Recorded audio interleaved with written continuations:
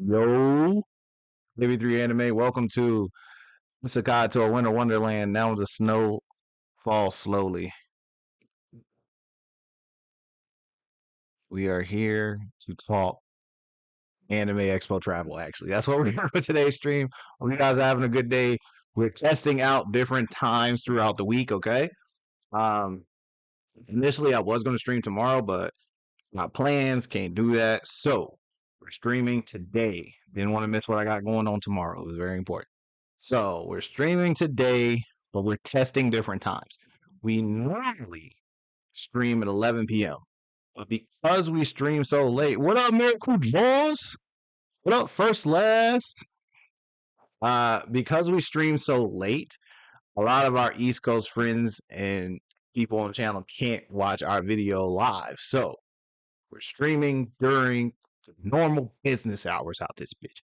So it is 6:30 on the East Coast, 3:30 on the West Coast. So if you listen to this while you're at lunch or at work, I appreciate you. And if you listen to this on the way home, I also appreciate you. Try not to chat too much if you're driving on your way home, though. Safety first, bitches. Safety first, okay? But we're here. Let's talk anime. Now let's not talk anime. That's a different stream. Today we are literally talking Anime Expo travel, okay? Main reason is it was two of the main Reddit questions that we saw yesterday, and I told you guys I wasn't going to spend a lot of time on them yesterday because I wanted to give a full stream to those things. Hey, Miracle Draw is listening while working from home. Let's go. Mainly because I wanted to make sure you guys got a whole video stream that you can look back at with that info, okay? So we're not going to do, it's going to be a lot of me talking versus me showing you a lot of stuff. Now, we will go over some things. I will pull some things up to show you guys some travel options and shit like that. One of the best things about the AB3 Anime YouTube channel is a lot of our family in the YouTube channel is from the West Coast. So they can either correct me with some travel things in town or they can actually help you also. So sometimes you can check our comments, you can check our live chat, you can check a lot of that stuff, and you'll have people who will tell you like how to move about the train, how to move about the buses, things like that. I'm gonna tell you from the tourist going to LA what to expect. But we do have LA natives in our chat, so we appreciate them as always. Well, let's get into the basics. We had two real questions yesterday. One was from someone who was traveling from Hawaii area. And the other one, much like your boy, is from someone who was traveling from the East Coast. And it was, what are your tips for someone first time traveling to LA and more specifically Anime Expo? Now, listen here, bitches. Let me tell you once upon a time a story, okay? Once upon a time, there was a guy named AB3 Anime who decided, while just scrolling through YouTube, he came across Yuki the Snowman's video. You know what, Yuki? Let me see something before we flip some screens. Let me see if I can find you.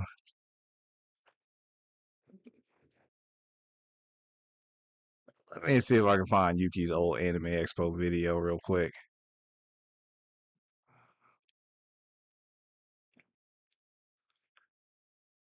So, I came across, I'm literally like scrolling for different shit. And I'm like looking at anime stuff. And somehow I got down a cosplay rabbit hole and then a convention rabbit hole. And then let me just switch the screen for you guys because I told you guys we got different. We moving up in the world. We got different things going on. We got different things happening. I came across this video by Yuki. I think my desktop audio. Right now, have money work. Now this was for 2018 again, that I came across this video. Money work for you. And I was like, what is he talking about? My premier pass for Anime Expo cost me $400, but after fees, it was like $475. $400. This badge is going to help me avoid line con. Okay, so when I heard this, I also heard him say the badge was $450. And then I immediately said, what is happening and why is this badge $450? So then I start doing more research into Anime Expo. Now, mind you, this is at this time. Shout out Yuki again because that video really helped me figure out a lot of stuff later. Um, at this time, there wasn't a lot of like Anime Expo options. Like there wasn't any vlogs I really could notice. There wasn't any tutorials. There wasn't a this is how you bought a badge. This is how you fly across the country. This is where you book the hotel. There wasn't a lot of that at all on YouTube. So your boy decided to document a lot of that the first time I went. And we made so many mistakes. So me and Eric went to Anime Expo. So shout out Eric because I convinced him to go with me. I made every mistake my first Anime Expo you could possibly make. And because of that, I decided to create this YouTube channel where other people wouldn't have to do the same bullshit. So, first mistake I made, I wouldn't call it a mistake. First of all, buying the Premiere badge, greatest decision I made, especially at that time. Anime Expo's lines were like insane. There's a video on my YouTube to show you guys how bad my first Anime Expo's line was. It's insane. Um, but I bought the badge and everything seemed cool. I had never flown across the country. I'd only taken one flight previous to that. I flew to New Orleans with one of my friends. Eric had never been on a plane. So we had never actually gone to the West Coast. It's never been done. Nobody in our family had gone to the West Coast. This was a real situation. Nobody in the family had even been over there. So we booked the flight tickets. Mistake number one, and it bit me in the ass when I didn't realize it. So we booked flying out of Washington, D.C., and I thought we booked coming back into DC. We did not because I wasn't paying close enough attention to the three-letter thing on the airport. We actually booked flying back into Baltimore's airport. They're an hour and a half away from each other. It's $125 Uber ride from that airport back to my car. That was a mistake. We thought in North Carolina, where I live, if you book a hotel, generally speaking, you can check into room, especially if you're coming from another state, coming from another town, after 2 a.m. or something, once they run the little accounting shit, they'll genuinely let you go ahead and check in for the next day because of just a courtesy thing. So, thinking they do the same thing on the West Coast, we arrived on a red eye flight. By the time we got to the hotel, it was like 1, 2 in the morning, thinking like, hey, they're gonna treat it like we do back here. Nah, fam. It was literally like, look, I don't know how they do it over there, but here, you can't check into a hotel room until minimum 6 a.m. in the morning. Now, Southern Hospitality, where we at, says that you just let somebody check in. But over there, me and Eric had to sit in the hotel lobby of the JW Marriott for 4 hours. Okay.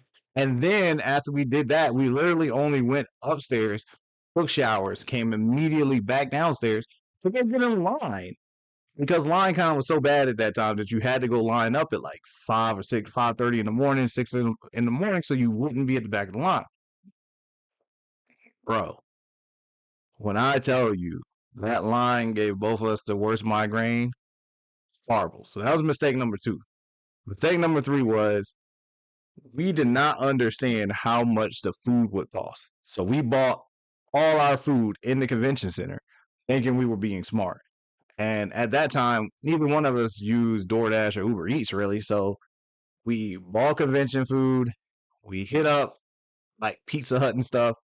And we didn't realize that you could save money just by going to some of the food trucks that were around the convention center. So that was another mistake. And then travel wise, bro, it was a shit show. We didn't realize the hotel will hold your luggage for you. We didn't understand that how LA traffic worked, so we missed our flight going back. It was just mistake after mistake after mistake, not underestimating how much money you need. We didn't bring enough money with us because we almost went broke like a day ahead of time because it was just it was unplanned. It was very well unplanned, and there was a lot of mistakes made because we hadn't done it before. So because of this, your boy made this YouTube channel so that you guys don't have to make the same mistakes that your boy made his first Anime Expo. All right. So what we're going to talk about today is travel. You guys need to go ahead and start planning your travel for Anime Expo. I don't care if it's 6 months out. Yeah, 7 months out, I guess. But no, 6 months out. Yeah. So I don't care how far it is. You need to start going ahead and get your travel done now. If you can, if possible, have majority of your travel planned out by the end of February. That way you can allocate funds for that travel. All right. So we're going to start with the basics so you guys understand how to get around and get to Anime Expo. We're going to go step by step. First things first, if you are coming from the East Coast, you got two options. Three. I don't think driving is really an option, but you could do it if you wanted to. Mr. J-Way, what's new anime announcements you expect for Anime Expo? I'm hoping for Chainsaw Man Season 2, Danny Dan Season 3, Ghost in the Shell. Oh, we gonna double back to this question because that's actually a good question. After we get done talking travel and stuff, we'll double back to that because that's actually a really good question. Um, yeah, let's go. We'll go back to that because that's a good question. I wonder if I can pin this real quick. We're gonna pin this message, Mr. J-Way. After we get done talking travel, I got you. Because I do kind of have a slight list of things I think would probably show up because there are a lot of season twos and threes that need to be announced. Um, but anyway, the biggest thing is you can either take a train or you can fly. No one's really going to take a train. I remember a guy asking once if it was worth driving from Michigan to AX Chibi. Absolutely not. So, he tried to draw from Michigan for AX Chibi. AX Chibi is a vendor con. That is not worth driving. No, don't do it. It is not worth driving that far for it. Absolutely not. That's insane. Um, Flying is the most logical way to get from this coast to that coast.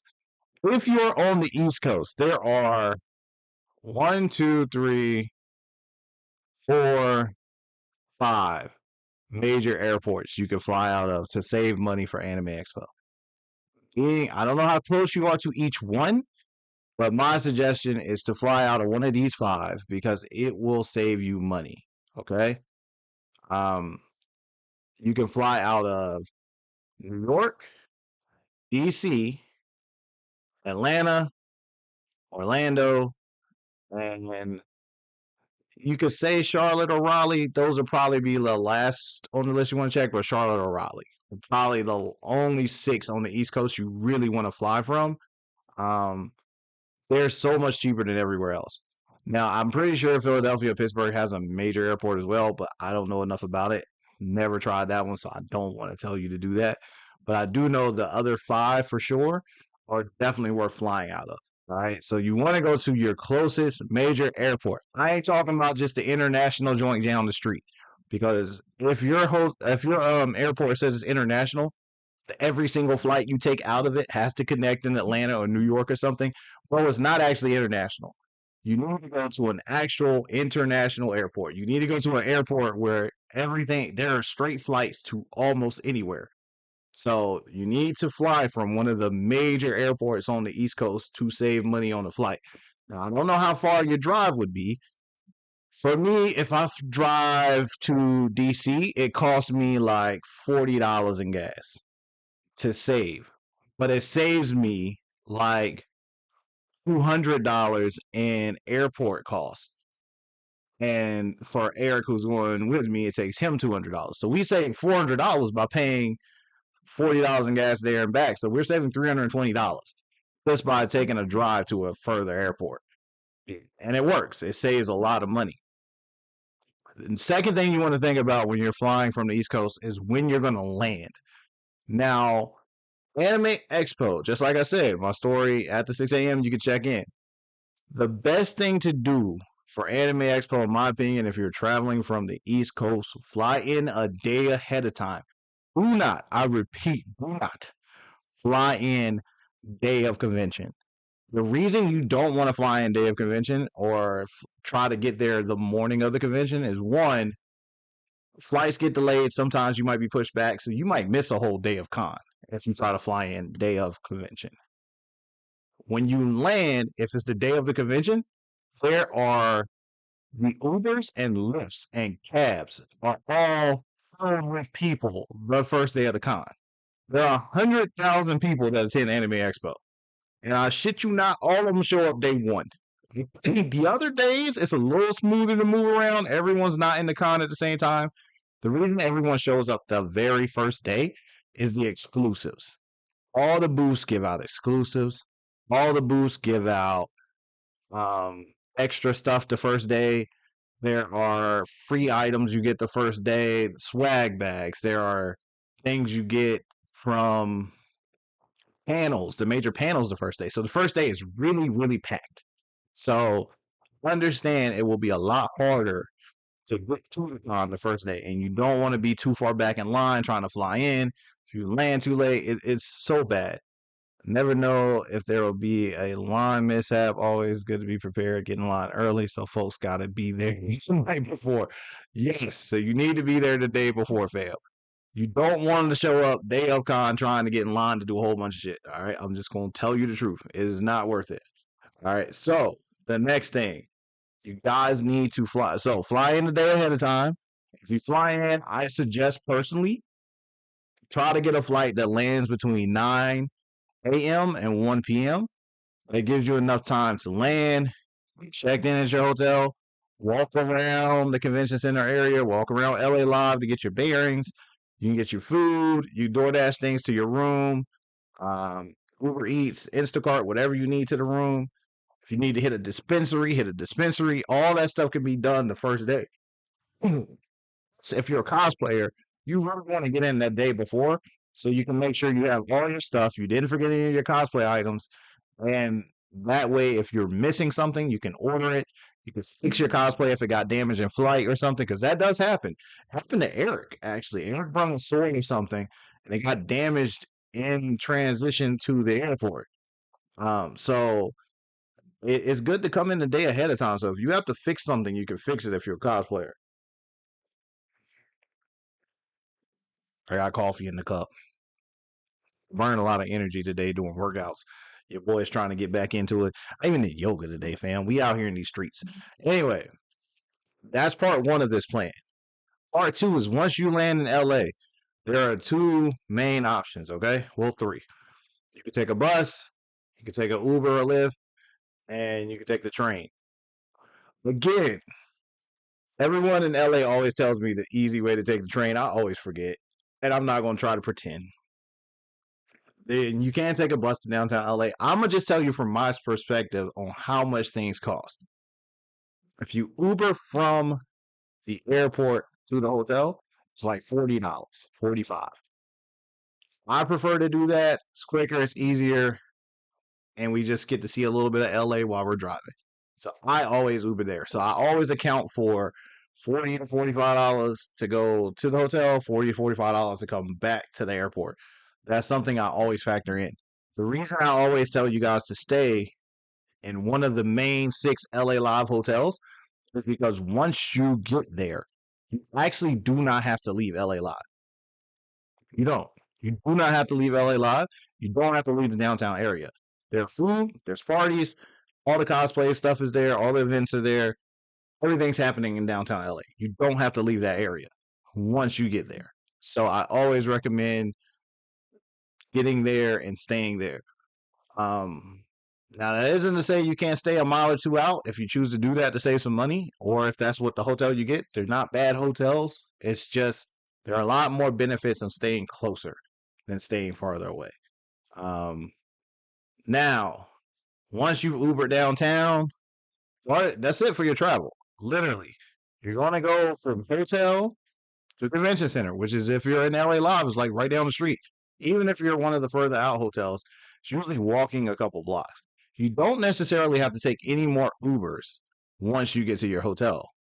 Um, Vicinity wise, let me see. The benefit of these new screens is I can actually do a lot of stuff in the background, and then by the time I'm done, I can pull it up for you guys to look at it on another screen now, instead of everyone having to do it. and everyone having to wait in the background while your boy is typing stuff. Because I always feel bad when we're trying to get stuff together.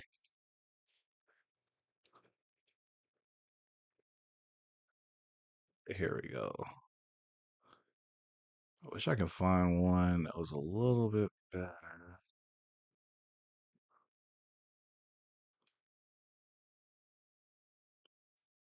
Let's see. This thing is trying to get me to do all kinds of stuff. See, this is why I'm glad I'm doing this off screen. Because this is starting to make me upset anyway. There we go. That's what we need. Bro, I don't understand what's with Yahoo trying to take over all the Google stuff. But they are trying hard. All right, so let's hit some buttons. So this, my friend, is LA Lot. The reason I tell you guys to stay. Oh, did Ro put some directions up here? Or take the metro from the airport? Only 2 trains. My brother and I plan to fly there before the con. We plan on going to Santa Monica Pier to eat and look around. It's a good plan, man. Go for it. Like I say, go the first day. The first day you can literally use that to travel. You can use it to have fun. You can use it to do things, get all the places you need to, get all the food you want. Do all that stuff the first day. And if you stay an extra day after the con, you can also do it that day too. But definitely fly there the day ahead of time. It is way worth it to be there a day ahead of time. Now, the reason I tell you guys is once you get into LA Live, you don't have to go anywhere. Here's a map. All right, let me break this down for you guys. This big ass building right here, first of all, I don't think you guys see the scope of this. This big ass building is the entire convention center. When I tell you they use the entire convention center for the con, they do. So now, Anime Expo not only uses the entire convention center, they use this street. They use this little area in front of here as AX Crossing, so there's food and stuff here. Food runs from here all the way up this street. They're now using the Peacock Theater and all of LA Live. So all of this area is now a part of con too. So Anime Expo now stretches from here all the way through here. Like all of this is now Anime Expo territory. Oh, and you can also take the LAX flyaway shuttle to Union Station to take a train to your hotel. We'll pin this comment too if we can. Nah, it won't let me pin two, so we'll have to come back and put that back up there later. But the reason I tell you guys, once you get on the Uber, you'll get here and you don't have to go anywhere. Here are the hotels. Flyaway shuttle is $12. That's pretty cheap, actually. You can't argue with that. This is this is JW Marriott right here. The Ritz is literally connected to JW Marriott. This right here is the courtyard and the residence. They're right here. So this is the JW courtyard residence. This right here is East Central. Then you have right over here, you have the AC Hotel and the Moxie. And also on this corner right here, right here, I want to say. I think it's right in here. You have Figueroa. Figueroa is right in here as well. So if you take a Uber to your hotel, especially if you're staying at one of them in LA Live area, bro, you don't have to go anywhere. The convention center is literally across the street or within walking distance. LA Live is right here. There are food trucks that are lined up down this street and food trucks that are lined up down this street. You do not have to take another Uber. You don't have to take another bus, any of it. That's why you should try to shoot for the hotels that are in downtown LA. And try to shoot for the big 6. All right. The closest 6 hotels are the Ritz, JW Marriott. The Ritz I try to leave off the list. Super expensive. But hey, you gotta do it. So there's more than 6, but it's really expensive. But the Ritz, the JW Marriott, the Courtyard, the Residence, East Central, AC Hotel, and Moxie. If you can stay at one of these 7, okay? Any one of these 7, you are so close to the con that you don't have to do anything else. You just go to your hotel and you're there. You can walk across the street for anything, walk down the street for anything. It's completely worth it. All their rooms are really nice. They're all good looking hotels, so it is completely worth it to stay at these hotels. Um, Danger dogs everywhere. Stay away from danger dogs. We got to stop telling people to get the danger dogs. The danger dogs are dangerous. Okay, that's why I call danger dogs. They're really bad. Don't do it. Okay, I don't know who changed the recipe on them things, but they are. Don't do it, bro. Okay, you will be. It's just not even worth discussing. It's bad. Just don't do it. But once you take a Uber, Lyft, you take the Flyway shuttle, you take the train, metro, anything, you're there and you're done. Okay. So however you get to downtown LA, once you get to downtown LA, you don't have to go anywhere. There's a grocery store, literally, not joking. There's a grocery store right here, bro. It's right in here. So and there's a grocery store right here. There's Ralph's right there. So you can walk straight to Ralph's if you need to. You don't have to spend any more money on travel besides going back to the airport. Now, once you're in the airport, understand you have two options for your flights. There's always some guy in front of me in a line at 6 a.m. Dude, I was so pissed. So we were waiting in line last year.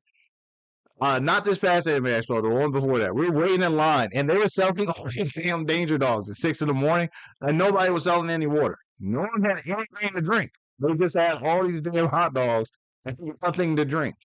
Um, but anyway, you can literally once you get in this area, you can Uber eat stuff, DoorDash it. Um, you can Instacart groceries to your room. All that stuff can be done right here, so you don't have to travel anymore. Now, when it comes to the airport, you have two options for traveling in the airport. If you've never flown from the East Coast or West Coast, if you've never booked your own flight, you have two options. You can do what's called a layover option, and you can do what's called straight flight. A straight flight means that you go to the airport, you go through check in and everything, you hop on your flight, and you fly directly from whatever airport you're in directly to LA. So that's a straight flight. If you're on the East Coast, it's a 5 hour flight. It's a straight 5 hour flight. Or you do what's called a layover. A layover means you'll fly from one airport to another airport, and then from the second airport, you'll fly to LA. And sometimes some people can get 2 and 3 layovers to save money. I don't suggest doing that. If you do a layover, try not to do more than one. And if you do have a layover, make sure your layover is at least an hour long. The reason I say make sure it's at least an hour long is because not because I want you to wait longer, because I don't want you to miss your connecting flight. So when you do have a layover, that second flight is called your connecting flight. A lot of times people will miss their connecting flight if the first flight is delayed even 10, 20 minutes. If your first flight is delayed for any reason and you have a connecting flight, every once in a while, if your connecting flight is with the same airline, they'll wait for you. If your connecting flight is with a completely different airline, they'll normally take right the fuck off and they not gonna wait at all, bro. So understand that taking a connecting flight does have a risk. Flying straight there is better. Not always cheaper, but it is better. Sometimes it's the same price. Other times it's a little bit more expensive. The most convenient way to fly is a straight flight because you leave from your airport and generally you leave on time. You fly straight there. There's usually not any delays with straight flights. And if there are delays, the flight isn't usually canceled because it's a straight flight. Connecting flights, on the other hand, a lot of times there are delays. Another reason we suggest flying in the morning and getting to LA as soon as possible is because morning flights tend to go off without issues because one, the pilot's arrested, two, everyone of the staff is already checking things out um, on the plane. Hold on, bear with me just a sec because it looks like our camera is dying. So let me fix that before we go any further.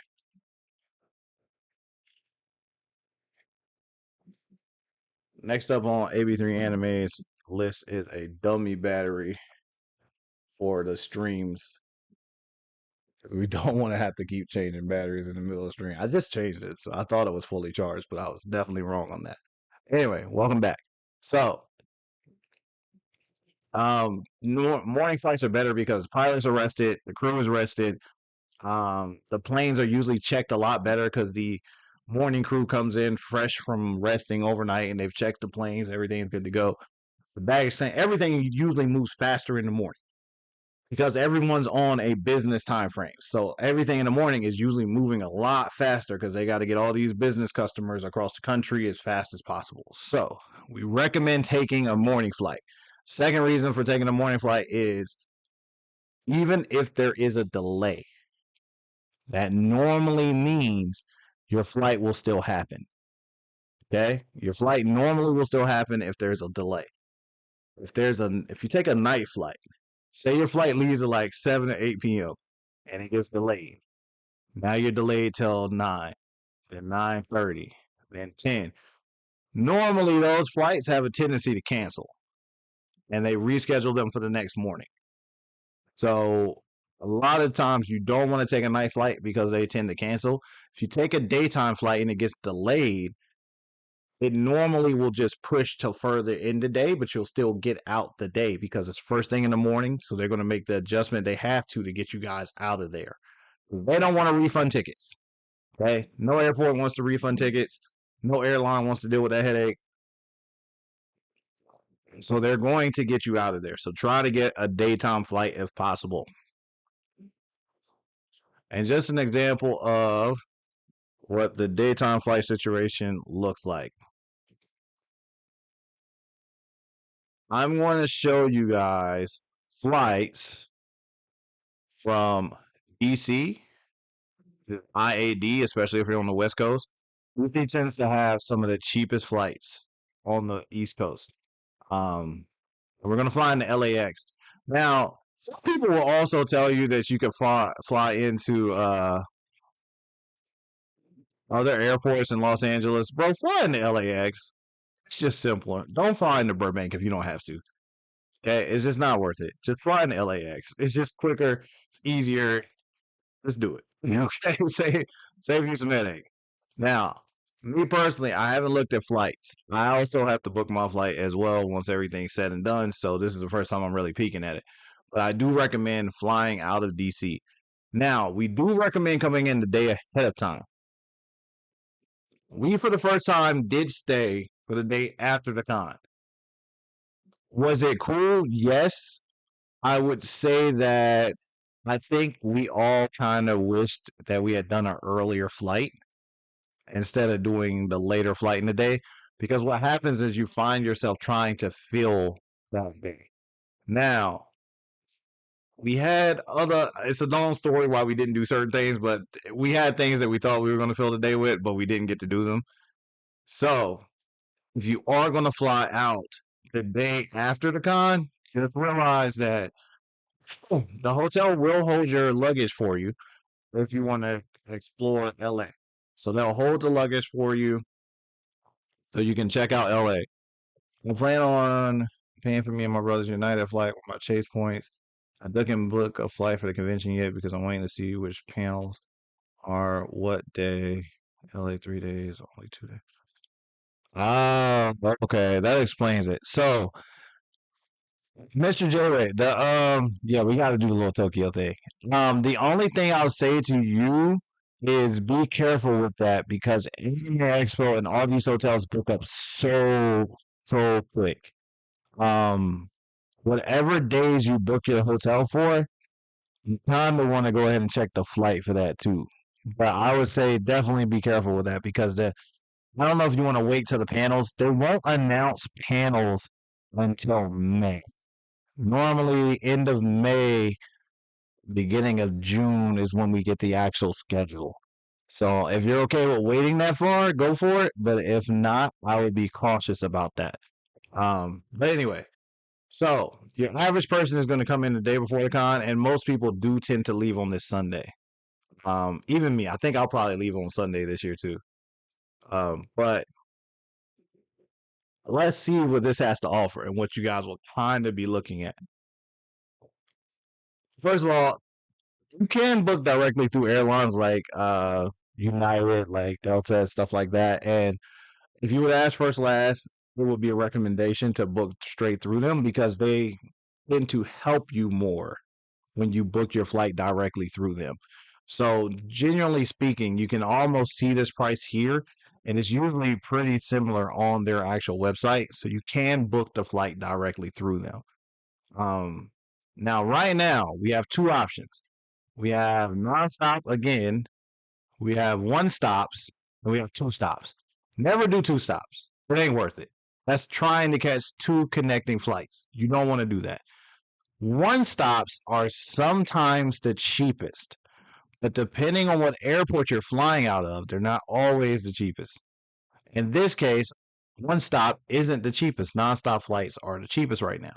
A nonstop flight out of this area would be $396. Indeed, front desk people don't enjoy third party bookers. They don't. They just don't. They don't. If you tell them you booked through Expedia or something, they tend to help you a lot less, or they tend to tell you they can't find your info and you have to contact Expedia. So, don't recommend it. But if you booked a nonstop, we are looking at times. Your boy just told you, I recommend you either arrive somewhere between 9 a.m. and 1 p.m. day before. First flight right here, 5:30 to 7:54 p.m. I wouldn't do. It's an afternoon flight. You can do this, but just be wary of this 5:30 time. That is gridlock time. That means sometimes the pilots who are coming in to fly these planes are going to be stuck in this traffic also. I wouldn't recommend this flight. 8 a.m. to 11:20 a.m. I'm on that flight every day. Every day. Easy flight. 6 a.m. to 9 a.m. I'm on this flight every day. Like clockwork. I would take either one of these flights. Now, these routes that you see are a little bit longer, which means they're probably taking a longer detour around to avoid some traffic because it's saying this is 6 hours. LA flights are usually like 5 hours and 15, 5 hours and 20. 8:10 to 10:30. Avoid this like the plague. I don't care if this is 396. Avoid this one like the plague. This is not the type of flight you want to be on because too many things can go wrong. Don't do this one. 3:35 to 6:09 p.m. It's still early enough in the day that you shouldn't have to worry. But you are going to get to LA at 6:09 p.m. That's the dinner rush. That's when people are getting out of the air, getting off of work and stuff in LA. So now you're fighting the LA traffic. You know what I mean? So just understand that if you land at 5 or 6 p.m. in LA, you're going to have to deal with that LA going home gridlock traffic. So I wouldn't recommend this flight either. 12 to 3, that's kind of perfect. Honestly, this gets you there in time. You don't have to get up too early to be at the airport. You land really early in the day. You'll still be home, be at your hotel and stuff beforehand. Now, this price is the most expensive, though. This is an overnight flight. This is a red eye. So you will leave the East Coast at 10:05 p.m. You would be at the West Coast at 12:30 a.m. So you would actually be there at 12:30 a.m. on Thursday. So you would only get a couple hours sleep. So I wouldn't recommend this. Out of all these flights, the 335 is the third best option. The 6 a.m. is the best option. And at 8:30 a.m. is the second best option. So any of those three are really good options. A one-stop flight, we're going to take the... Oh, I thought they released the schedule for different panels in January 20th. That's why I waited. Thought the best panels were Friday and Saturday. I'll leave DC on Thursday. Oh, okay, Mr. J. I got you. I got you. So no. So Anime Expo will not release their full schedule. And we will not know all the panels until literally May. That's when they were now. Don't get me wrong. Throughout, let's say April, by probably the end of March and April, they were giving us hints of some of the panels that would be happening, but the full schedule was not released until the end of May. Like middle to the end of May was when the full schedule was released. Because they started announcing so much stuff ahead of time that we knew the schedule was done. We just were waiting on them to give it out to us. Now, thought if the best panels were Friday and Saturday, I'll leave DC on Thursday. Mr. J-Way, let me be honest with you. The best panels for Anime Expo are 100% Friday and Saturday. It's not a debate. The best panels for Anime Expo are always Friday and Saturday. Thursday has a couple things. Okay, you will get a couple panels on Thursdays. You will get one or two heavy hitters on Thursday. But the main big premieres are Friday morning, Friday night, Saturday morning, Saturday night. The big heavy panels are Friday, Saturday. So if you're looking for which 2 days have the best panels, it would definitely be Friday and Saturday. Don't get me wrong, Thursday will have panels. They'll have some solid panels. But the heavy hitters, they like you talking about the Dan to Dans, the Freerens, the JJKs, the Demon Slayers, them joints is on Friday and Saturday, okay? Those are like the heavy hitter. The main reason is because a lot of people for Anime Expo, a lot of people do go Thursday, it's packed. But a lot of people just pop in and pop out. A lot of people are more available on Friday and Saturday because they take off the weekend. So Friday and Saturday, they have the biggest panels. So let me get some clarification on that. Would you also say Friday and Saturday is the biggest panels? Yeah, I thought so. Yeah, Friday and Saturday are like by far the biggest panels. I got a third vacation week added on this year, so I might take off time before and after the con. Always got to recover after AX. Yes, it is such a recovery moment. It's so much. It's so much walking. It's so many panels. It's a lot. Like Anime Expo's a lot, bro. I'm not gonna pretend. The convention center is massive. The vendor hall is insane. The artist alley, the panels, the concerts, it's a lot. Okay, so yeah, recovery is necessary. So let's look at some single stops real quick. But Mr. J Way, if you're trying to figure out what days are the best, Friday and Saturday by far are the two best days for panels. Best days by far. Um, Now we're gonna organize this lowest to highest by single stops. Now this is the best price you can get right now on a one-stop flight out of DC. You leave at 12. I don't even know what Sun Country Airlines. I don't even know what that is. But you leave at 12:51. You get there at 10:49 p.m. Your layover is 6 hours and 27 minutes. So if you're booking a layover flight, you can generally in the middle see how long the layover is. Anything less than an hour is risky. 50 minutes is pushing it, but anything less than an hour, 30 minutes, 40 minutes, you don't want that. The main reason you don't want that is say you do the 7 p.m. flight. First of all, you shouldn't do this anyway because it's an overnight, but we're going to use this as an example. Say this was, I wonder if there is one we can use that makes more sense. This one does. This one makes more sense. Okay, so this flight leaves at 4:45 p.m. and you connect in Phoenix. All right. Phoenix is a massive, massive airport. Okay. So a lot of airports, Phoenix, New York, um, ATL, these airports a lot of times have subways in them. Sometimes buses you got to take. They're different parts. They're different ends of the building. Sometimes, no joke, it can take you 20 to 30 minutes to get from one terminal to another terminal's gate. If you're in Terminal A, and so each one of these flights leaves whatever whatever gate or whatever. When you go to your connecting flight, you will arrive at another gate at another terminal. A lot of times you'll arrive at like gate 23 in Terminal A. In ATL or Phoenix, a lot of times the terminal you arrive in is not the same terminal your connecting flight is in. You normally have to get on the subway and go to another terminal. You arrive in Terminal A and you're at gate 40. That means you have to walk all the way out of the terminal, hop on a train, and you would have to go to Terminal C, which may be 3 train stops away.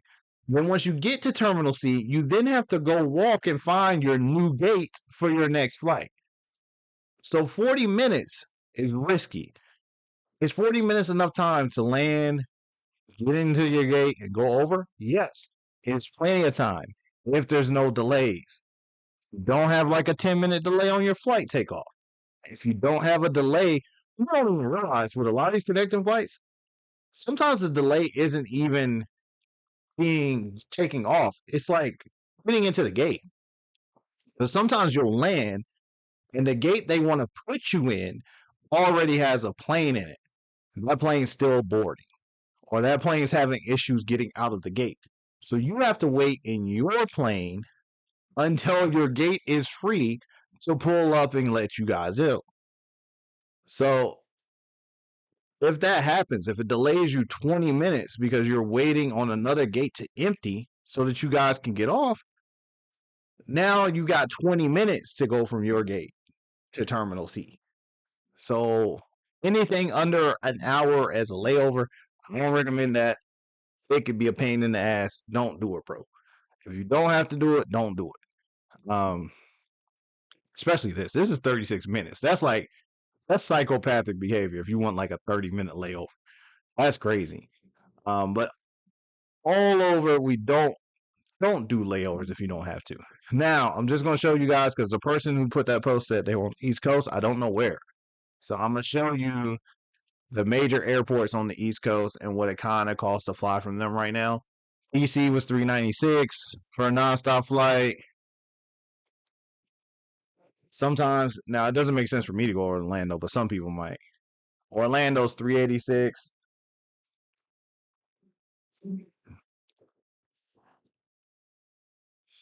At this point, I've gone to Atlanta so much that driving to Atlanta doesn't feel like anything. So to fly out of Atlanta, if you're in that area, you're looking at $369.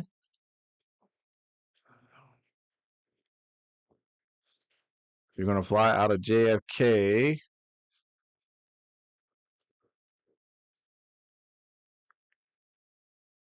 and again, I tell you guys, go to the closest major airport near you. Go to the biggest airport near you. 375 is the lowest for them. And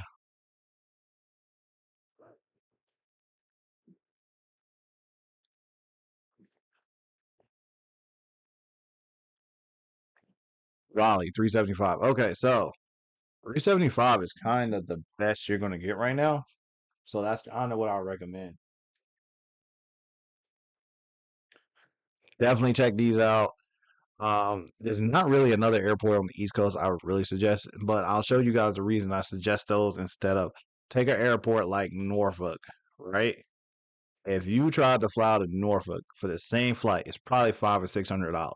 And I'm not joking when I say that because Norfolk isn't actually an international airport. It says international because people for military bases fly in from there, but it doesn't do any international flights. You have to connect somewhere to go somewhere. So it's not a true international airport. Because of that, price is considerably more. Sometimes it could be a lot more. We're going to see what this price cost is right now, and we'll see if we can prove the theory true. So it's not way more. It's not killing it right now, but that's for some no-name airport. So if you want to go to a real flight, they got one nonstop flight for 432 on an airline you've never heard of. So that's a little sketchy. And it's Breeze Airways. That's one of Spirit's cousins. So don't do that. Southwest is 483 and 447. So that's kind of what you're looking for in those airports. All right. So you're looking for definitely something that's going to cost more. The closer we get to the economy, the more these are going to cost. So that's kind of what you're looking for with flights. Uber costs, I told you guys, like $35, $45. Again, there are tons of ways to travel and get this right. So we'll come up with some more stuff and we'll always double back. Now, Mr. Jeremy, I do remember you asked in the beginning, what panels do I expect to be announced? Because of the success of the Chainsaw Man movie, I do expect Chainsaw Man season 2. Dan Dan is a monster. Dan Dan will announce a season 3 or a movie. I don't know about Ghost in the Shell. I've heard things about Ghost in the Shell. I do not know for sure if that's coming. I have heard things about it, but I'm not positive. Um, Bleach will have a panel because they're going into their final core. Um, Solo Leveling will probably have a panel, but so here's the problem. Solo Leveling is one of those major animes that is on like a hiatus right now. So because it may be another 2 years before we get another Solo Leveling season, they might not have a panel at all. So that's kind of what you run into. Dragon Ball will probably have a panel because they've been talking about new Dragon Ball announcements. And then you have to remember that Anime Expo is a little different. Do individual animes have panels? Yes, but they also have studio panels. So Crunchyroll has a panel, Ufotable has a panel, Power. All these places have their own panel during the con too. So they'll announce different things there. High Dive is one of the main things that they do is they premiere anime after anime after anime at this con. That's like a normal occurrence for them. So I would say be on the lookout for that too. High Dive is usually really past 3 years, I'd say High Dive has been really prevalent with dropping anime. Danmachi comes out every summer right now, so ain't no telling if they'll announce that too. That's how to pick up girls in the dungeon. There's so many things. Apothecary Diaries probably going to get a panel too because the anime comes back in the fall, and there's a movie scheduled in the winter, so they'll probably have a panel. And if I'm not mistaken, um, Imminence in the Shadow should be having a panel too because their movie was supposed to be already out and they've been pushed back almost a year now on the movie, even though they were already supposedly getting ready to drop a trailer and stuff. So I would expect for them to have a panel too. So the best thing about Anime Expo is we get the biggest announcements at this con. I'm talking animes that you wouldn't think were coming get announcements at this point at this con. Um, isn't Yona Princess Yona's new anime is coming? Like, there's so many things that could be released, and so many rumors that we've heard from different things. So if you think about an anime on hiatus, I will tell you one sleeper. I don't know. Okay, this is just speculation. There are two sleeper animes that, for some reason, have been making a lot of noise. Even my son has come up and asked me about them.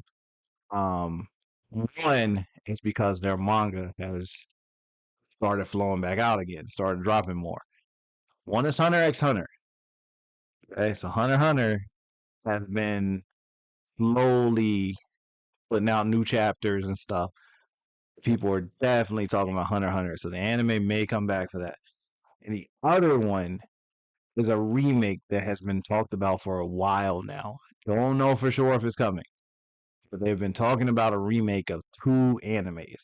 One, the author says he's not really interested in making a remake of, and that's Tokyo Ghoul. Now, the author himself said he would rather people just read the manga. He's really not interested in a remake of the anime. Most people are, but if the studio says they want to do it, a lot of times the studio owns the anime, they can kind of do it. The other one is a sleeper that a lot of people forgot about, and that is Hitman Reborn. I do not know where the fascination with Hitman Reborn came out of for this newer generation. I watched it, I loved it, but there's a new generation out here who are really started watching Hunter x Hunter. I mean, I said I meant Hitman Reborn, but I'm reading Miracle Joy's comment. But there's a new generation who have started getting into Hitman Reborn, and they're really talking about remaking this anime. After the success of some of the other animes that have had remakes, and I know a lot of people will be interested in seeing how they redid that because they never finished the story. There was a lot of story left with Hitman Reborn that they could have gone into, even though it has like 200 episodes, if I'm not mistaken. There's a lot of story left that they left on the table for Hitman Reborn. And if I'm not mistaken, there's 4 Naruto episodes are supposed to come out this year too. I have heard of Cyberpunk Edge Runner Season 2. I've heard of that. I don't know for sure if it's coming out this year or if we may get a trailer, but I will say this. Netflix has been very heavy at the past couple anime expos. Netflix has had their own panels at the past couple anime expos, and that tells you how far one, anime has come, and two, this convention has come. That Netflix is now having panels. Because the Summer Hikaru died, people forget, is a Netflix anime. And honestly, I think the numbers haven't come out yet, but Netflix may be pushing Crunchyroll out as the biggest anime streamer. I don't know if that's going to happen officially, but it did look like Crunchyroll may have almost lost out on being the biggest anime streamer in the world. Because Netflix is one in more locations, and two, they're just able to put out more at a faster pace. So it may come to be because Netflix is also live streaming so many animes right now. Um, as they come out new, Netflix is putting them out weekly as simulcast. So that's definitely a big thing. Um, and also, if I'm not mistaken, League of Legends has a new show coming too. So there may be a chance. Um, you know what's crazy? The band that made the second Hunter x Hunter intro for 1990 song reunited recently. That's crazy. I didn't know they recently reunited, but they may be bringing it back out. I'm telling you, there's a real consensus right now that Hunter x Hunter may be coming back. There will definitely be a market research panel that mentions this at AX 2026. Yes, yes, there will be an entire market research panel. I don't think people realize the growth of anime worldwide right now. Like just 3 years ago, not even joking, just 3 to 4 years ago, there were maybe a couple of animes on Netflix that were older animes that had finished that Netflix was now streaming. And now Netflix is simulcasting anime. Amazon Prime simulcast anime for High Dive. High Dive is actually becoming a player in the anime field. It hasn't gone away. It's actually building and growing more.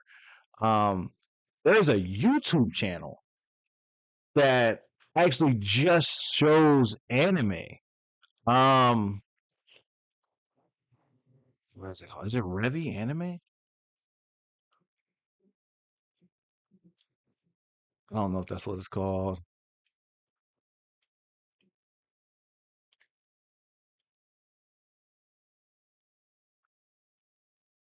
Is that what it's called? No. There's a whole new anime channel on YouTube that's streaming shows. We're gonna switch cameras. I don't want you guys to have to deal with all the headache of me checking this right now. But there is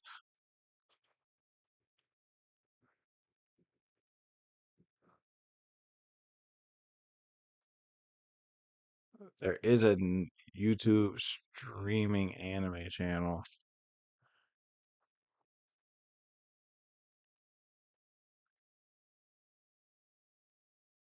Da, da, da, da, da. What is it called? Hmm.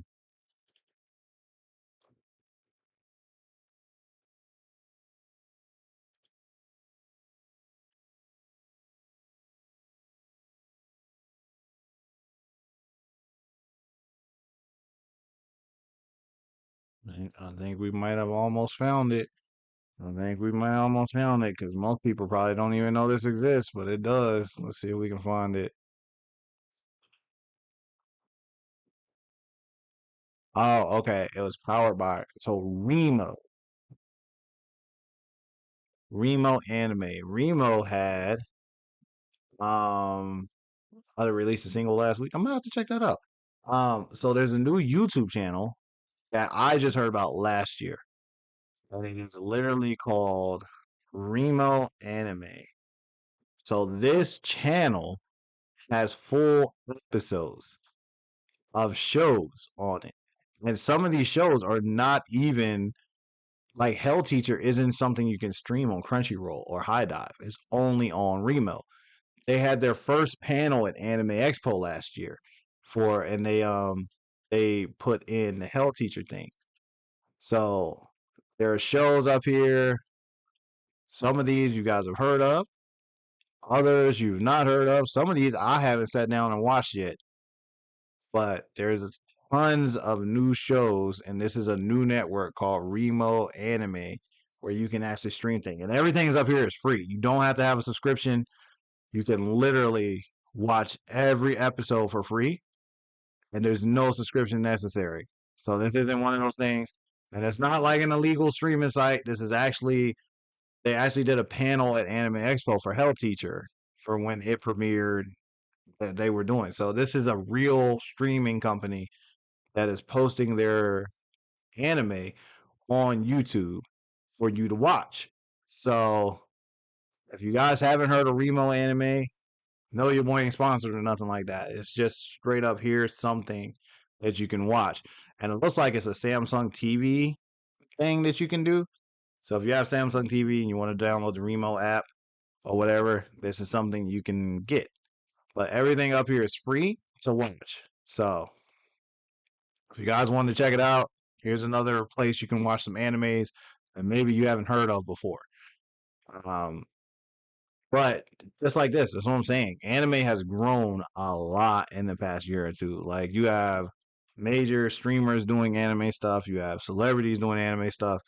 The movies are coming out more frequent, and they're seeing what's happening is Amazon, Netflix, Hulu, Hollywood, um, clothing designers, they're all seeing the streetwear effect. They're seeing the amount of money people spend on anime. The money that Demon Slayer made and the money that Chainsaw Man made is crazy. It's bigger than the box office of a lot of these movies. If I'm not mistaken, I think Demon Slayer made more money than fucking Superman, bro. I'm not even playing. I swear. Demon Slayer's box office.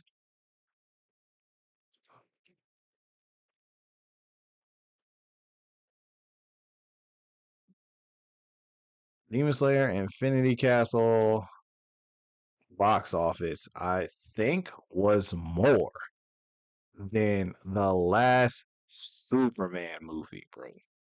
Like the money it made was crazy. It made over 600 million, dude. It literally was breaking records out here. So like this is even this opening weekend was 70 million. So dude, it's just anime has grown to a point now that you can't ignore it anymore. So that's what's happening. Message retracted. Anyway, I just wanted to point that out. She was talking about the market panel. They're going to do a whole bunch of stuff in that market panel. Um, and yeah, I forgot about this. We're not getting the next Demon Slayer movie till next year. It's just gonna be a while. It's gonna be a while. Anyway, thank you guys for being here for the stream. I appreciate you guys. Again, we are checking out time windows. So, if you guys are a fan of the 6:30 window, make sure you like this video so I know and we can try the 6:30 window. The next window of operation we're going to check out. I don't know if it'd be 7. I have to consult with my channel manager and see what time would really work best. We almost streamed at like 3 o'clock today, which would have been 12 on the West Coast. So we may test that out again and see. Um, but we're trying to find a time that works best for the YouTube channel. So see you guys in the next video. I appreciate you guys being here. As always, thank you. You guys know it takes